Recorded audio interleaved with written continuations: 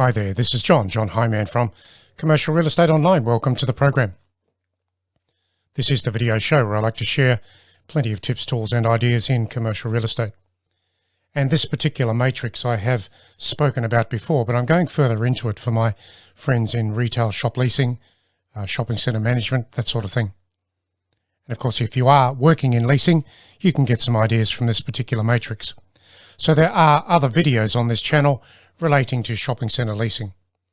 Now, our website, if you haven't visited there, is commercial-realestate-training.com.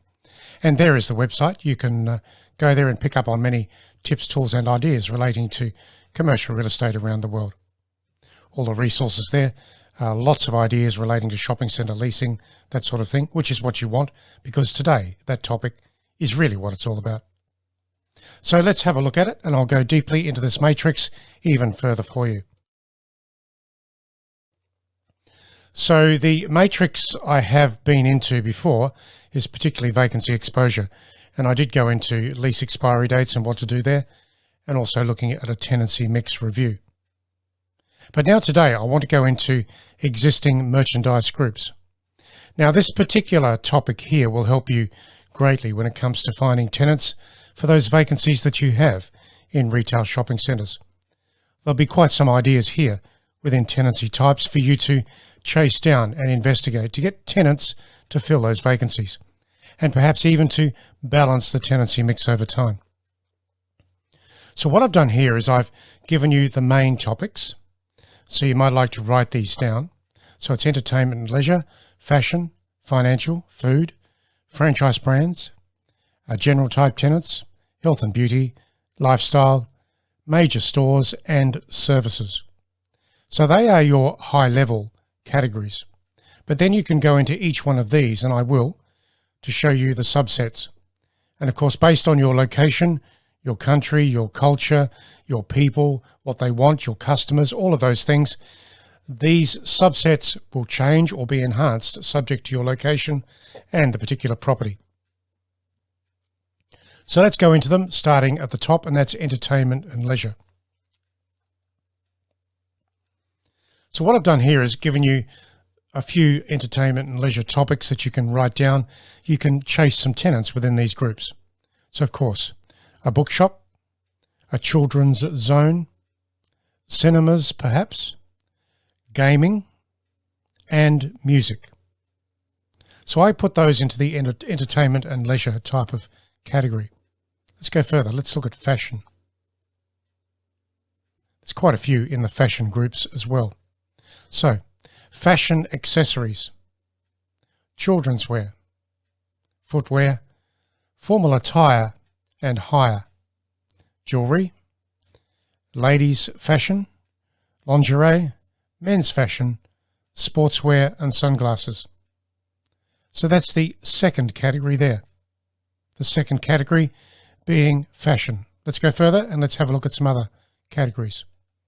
Financial. Now perhaps you have some banks, they are useful, but today of course the main type of financial service will be an ATM. So you'll need a few ATMs in a large shopping centre from the larger banking groups, of course. Let's go further and let's go into food. So within the food category, you've got eat-in food and the zones for that, perhaps even a food court. You have the food types. That will be based on the types of food that your customer base would expect and want. You may have some fresh food, fruit and veg, a butcher, that sort of thing. You'll have a liquor shop, restaurants and takeaway. So going further from that, we then have a special category here, which is for franchise brands. Now the franchise brands will exist anyway, and you'll have some of them in your shopping centre. I put a separate category here for them because they have special leasing needs, maybe special lease terms and conditions. So understand it for what it is and put all of your franchise brands into this particular category. So let's go back out and let's have a look at the next topic, which is general. So in the general tenancy mix categories, I would have computer services, dry cleaning, electrical goods, giftware, hobbies, key cutting, repairs to clothing perhaps, stationery and toys. So going from there, we go into health and beauty. Now, quite a few here, of course, and you can interdisperse these amongst the other tenants in the property so you get a good spread of customer interest across the tenancy mix. So what have you got there? Typically dental, fitness, gyms, ladies hairdressing, medical, men's hairdressing, optical and pharmacies. So that is the health and beauty category. So let's go further and let's look at lifestyle. These tenants types, again, you'd put them perhaps into clusters, but you may also put them at certain zones within the property because they do attract people, of course.